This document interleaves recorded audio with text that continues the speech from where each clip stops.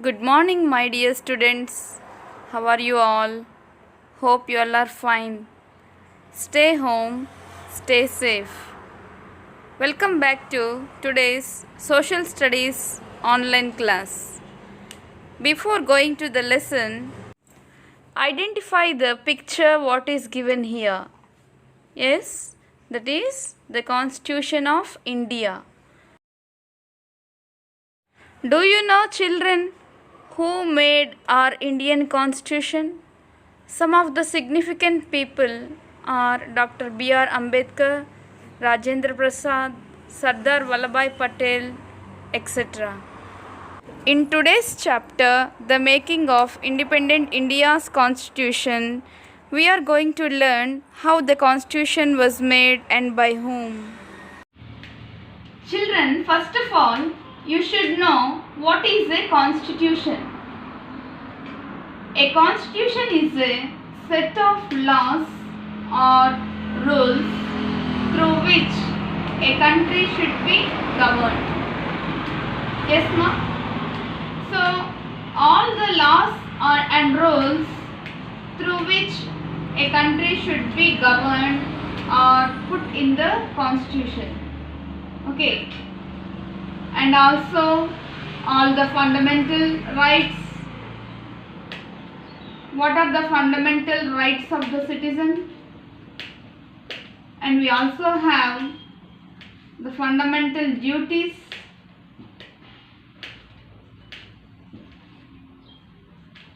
Fundamental duties. All these are inserted in the Constitution of India. After preparing this constitution only, our country began to govern according to this constitution.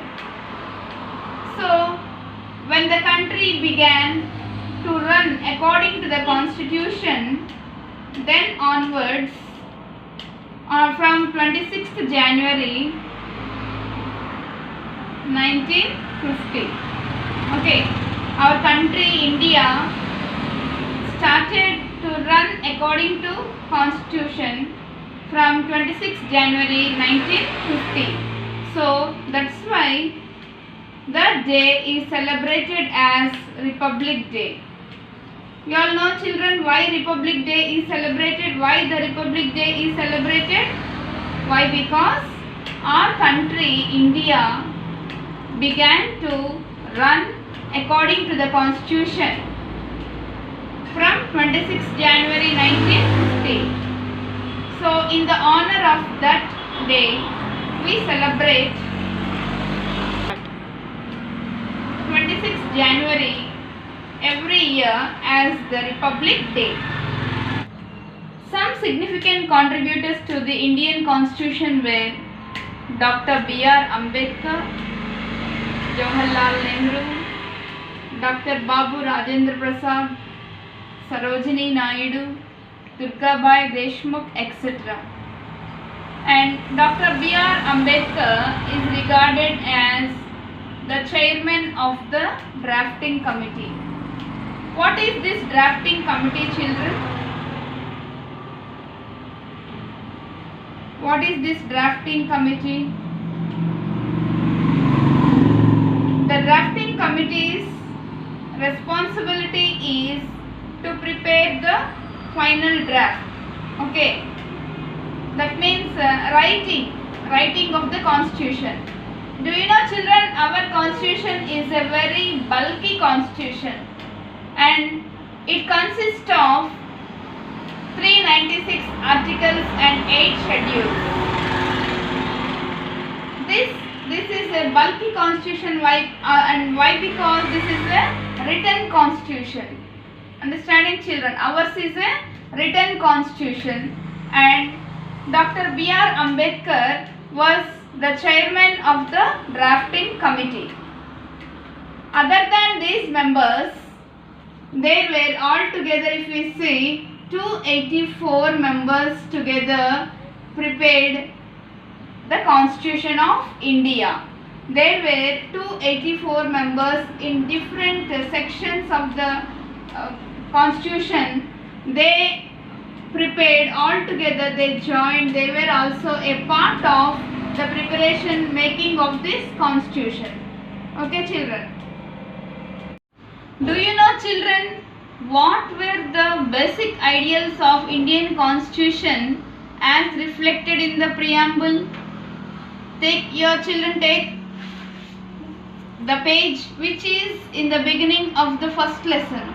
Before first lesson you will have a page in your textbooks. All of you open that preamble of the constitution. Okay, see all of you the preamble of the constitution. In that we find the ideals, basic ideals of the constitution, that is sovereign, secular, democratic republic, justice, liberty, equality and fraternity. So children, in the preamble all these ideals were embedded. So what is a preamble? Here you will be getting a question, what is a preamble? A preamble is a short statement in which the basic ideals of the constitution are embedded. Okay children, as you have studied in your 8th standard about what is a preamble. So sovereign means children, we are not under any other's controls. Okay, any other country's control. We work independently. Our governments run independently. Understanding? Nextly, if we see secular. What is the meaning of secular? That means in our country all religions are given equal importance. All religions are given equal importance. Democratic. Yes children, democratic. We choose our leaders by a system of voting. Yes, no ma? So, democratic. Ours is a democratic country. You all know children. Ours is a democratic country. We elect our leaders and those leaders work for our sake. Okay. Nextly, republic. Ours is a republic country. So why? Because our country is a republic country? Why? Because we run our governments through the constitution. Understanding children? And justice. In all aspects we follow justice, liberty, equality and fraternity. Fraternity means brotherhood. Equality means we all are equal before the law. Okay children. Children, now we see what are the events or what are the situations that paved a way for making this constitution, for making of our Indian constitution. What are the events? So now we will see those events. After 1936, Gandhiji did not take much interest in the politics. Why? Because he was mostly confined to ashram. Gandhiji mostly spent in ashram. He did not take much interest in politics. But he was guiding the movement. He was guiding the other Congress leaders. But he directly was away from the politics after 1936. He was mostly spent his time in the ashram. He had Sabarmati ashram in Gujarat. Okay. He used to stay in that ashram mostly after 1936. Electoral politics began in 1936 to 37. As we all know children, Britishers had given us the chance to rule to some extent, to conduct elections, so that we have conducted elections in the provinces and winning parties could form the government. That is what Britishers said, but under the British crown. In the last lesson we have seen that. Yes, Nama? So electoral politics began in 1936 to 1937 and they lasted till 1946. Understanding? So they from 1936 1946 we had elections and the winning parties are ruling the government but under the British governor's hand. Okay. So in 1946 elections only, these members of this Constituent Assembly were also elected. Members of Constituent Assembly were also elected in this 1946 elections. Later on, these Constituent Assembly members only have written the Constitution. Okay. What is this Constituent Assembly? Constituent Assembly was formed to discuss the problems of the people, and they also were responsible of preparing the Constitution. Okay, children. They had various committees under them. Those, according to those committees' report, they used to make the Constitution. Okay. And the Congress remained a predominant political stream. See, children, the Congress party remained as a predominant, some important political power at that time. Also, religious nationalism was born. See, children, religious nationalism, both Hindus and Muslims, they began to spread their religion, spread their religious ideas, and they also brought their religion into the politics also. Hindus gathered under Hindu Mahasabha and Muslims gathered under Muslim League, and so they began to strengthen both Hindus and Muslims, and they also added their religion in the politics. The peasant nationalism was grown under with the support of CPI party. The peasant nationalism also was growing. Everywhere in the last lesson we have seen, no children? Peasants movements were growing in different parts of Telangana, also in Hyderabad also, and also in Bengal we have seen the Tebaga movement. All these movements they were doing against the landlords as well as against the British rule. Okay, and these movements were supported by whom? CPI party, Communist Party of India. Okay, ma. Around the same time, self-respect movement by Ramaswamy Nayakar in Tamil region started, and also Bhaskarrao Jadhav in Maharashtra. These two people led the self-respect movement. All India depressed class movement was started and led by Dr. B.R. Ambedkar. All India depressed class movement. Okay, around the same time. So all these movements were going on before the Britishers leave India. In different parts of the country, all these movements were going on, children. And also the Hindu leader B.S. Munje. The Hindu leader B.S. Munje made a friendly association with outcast leaders. Who are outcast leaders? In those days, outcast leaders are nothing but untouchables. Okay, for the sake of untouchables, who are leading a movement, Dr. B.R. Ambedkar has taken a lead in this depressed class movement, that is outcast leaders. Okay, this Hindu leader B.S. Munje made an association with the outcast leaders in the year 1932. In the year 1932, and that was known as M.C. Raja and B.S. Munje Pact. Okay, M.C. Raja and B.S. Munje Pact.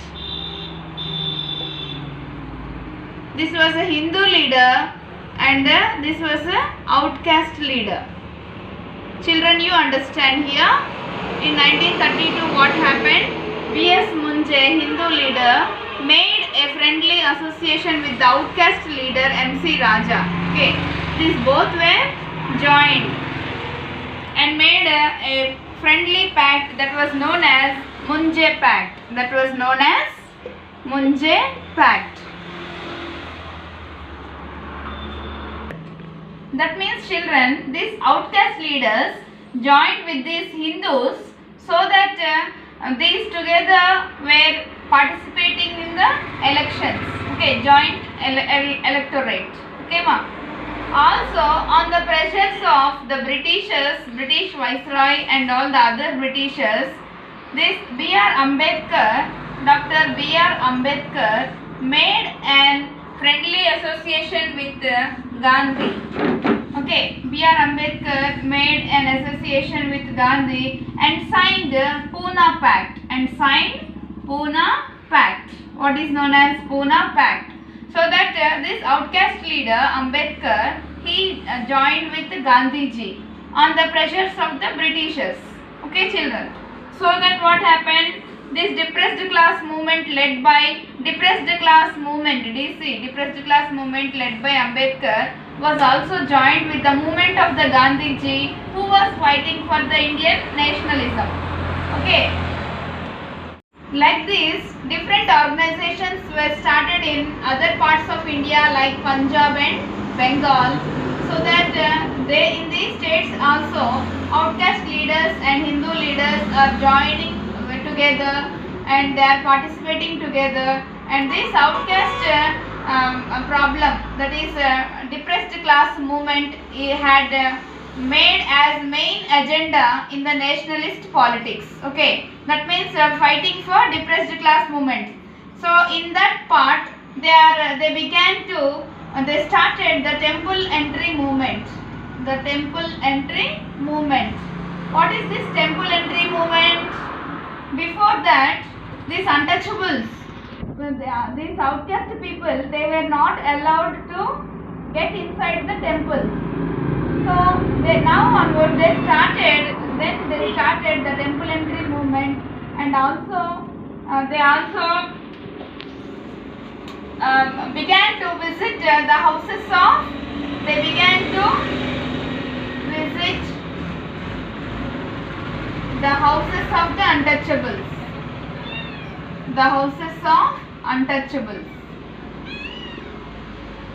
Understanding, children?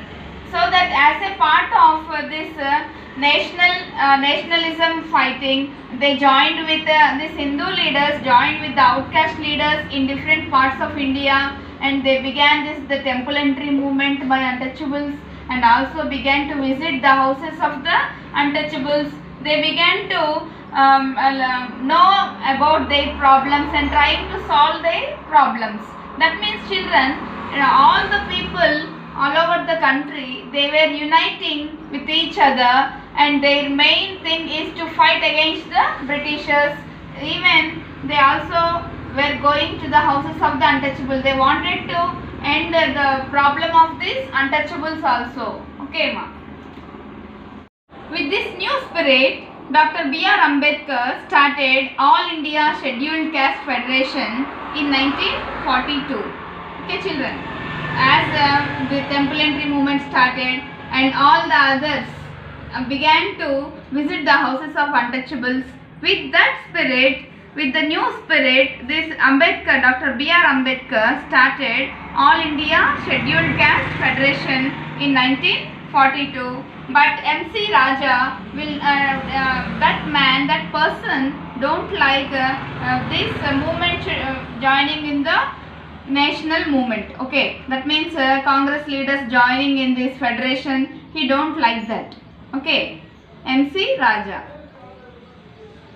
So Sharat Chandra Bose, who was the brother of Subhash Chandra Bose, he also supported this movement. Which movement? All India Scheduled Caste Federation. It indicates that caste question assumed importance and Ambedkar has become the national leader.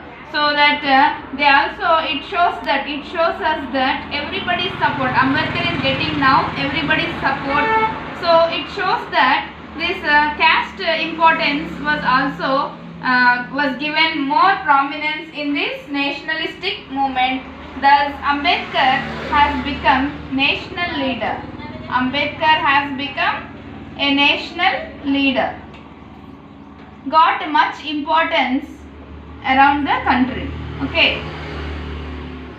Thus, Ambedkar has become an active person and a sole representative of scheduled caste. Even the British government also recognized Ambedkar as a legitimate representative of the SCs and caste questions in India. Okay. So they recognized, who recognized? The British government recognized Ambedkar as the legitimate representative for the caste question, especially for the SCs for this session. Okay, caste question in India.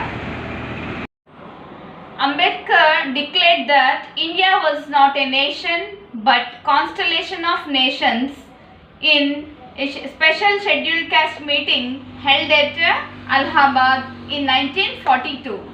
So what he declared, you see children, that India was not a nation, not a single nation but constellation of nations. That means you all know children, in India different caste people, different people who believe in different ideologies, they used to live together. Yes, Mama? So that he declared that India was not a nation. We all know that unity is diversity is seen in our country. Maybe we are of different religions, different faiths and different things, but we all are one. So he declared that India is a constellation of nations. Constellation means group of nations, different countries together is one India. That is what he want to send. And in 1944, Ambedkar was invited for a conference held by Tej Bahadur Sapru to discuss the basis of future constitution of India. So that now I have told you before that Ambedkar has become a national leader for scheduled caste especially. Even the Britishers also recognized Ambedkar as a legitimate representative. So that he was invited by this Tej Bahadur Sapru to discuss about the future constitution of India.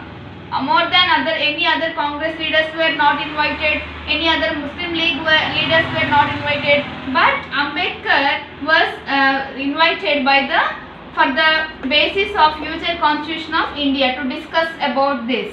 Okay children, it's a very great thing.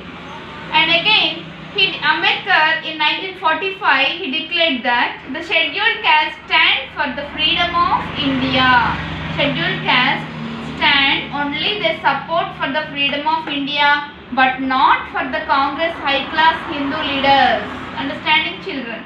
But not for the Congress high class Hindu domination etc. Understanding? He was interacting with the British, the Muslim League and the Hindu Mahasabha. Now and then he had become a national leader and he began to interact with the Britishers and he began to interact with the Muslim League and also with the Hindu Mahasabha leaders.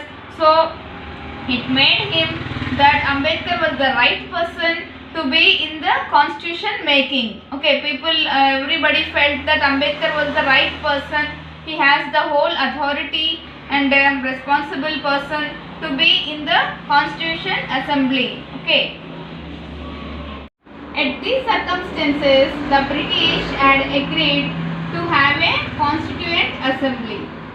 Constituent Assembly. It is nothing but CA. Okay children. Constituent Assembly. The Britishers also agreed to form a Constituent Assembly by us. That is known as CA. Why this Constituent Assembly is formed? Why? Because it was formed in the year 1946. Why? Because its main agenda was to prepare elect the leaders for the CA, and also they were given the chance of constitution making. Okay. These CA members were not elected through direct election. Direct election means what children? All the provinces, 11 provinces were there at the time, but all the adults of these 11 provinces were not given the chance of electing the leaders of CA. But only those each provinces main important leaders, only 10% of the leaders only were given chance to elect the members of CA. And moreover, in 1946, when elections were conducted, Congress was contested for 296. Out of the 208 seats were won by the Congress party, and it stood as a prominent party in India. And also throughout the country, 208 seats were won by the Congress party. And Jawaharlal Nehru, he said that Congress stood as the mirror of India. Why? Because all the people of India are believing the Congress. Okay, children. And even the prominent persons, the prominent leaders of constitution making, the prominent leaders of constitution making were Dr. B.R. Ambedkar, as I said earlier in the beginning of the class, Dr. B.R. Ambedkar, Jawaharlal Nehru, and even Babu Rajendra Prasad,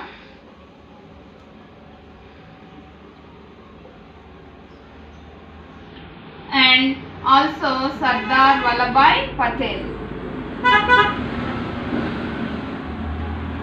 These stood as the prominent leaders for constitution making. And even CA was constituted with Alladi Koppuswamy Iyer and Gopal Swamy Iyengar, B.R. Ambedkar as legal experts, legal issues.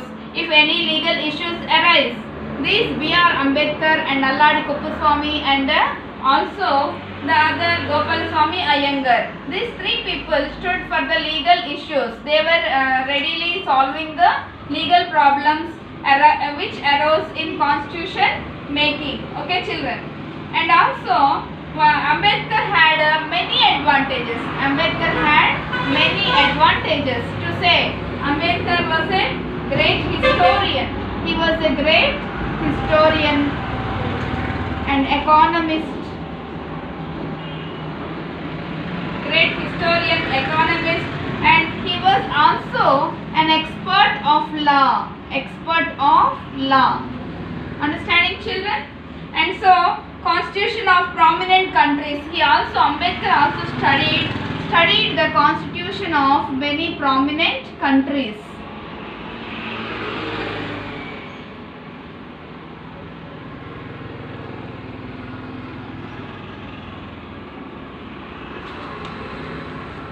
So this Ambedkar had many advantages. He was a great historian, he was an economist, he was an expert of law, studied constitution of many prominent countries. Apart from this, he emerged as a social justice ideologue.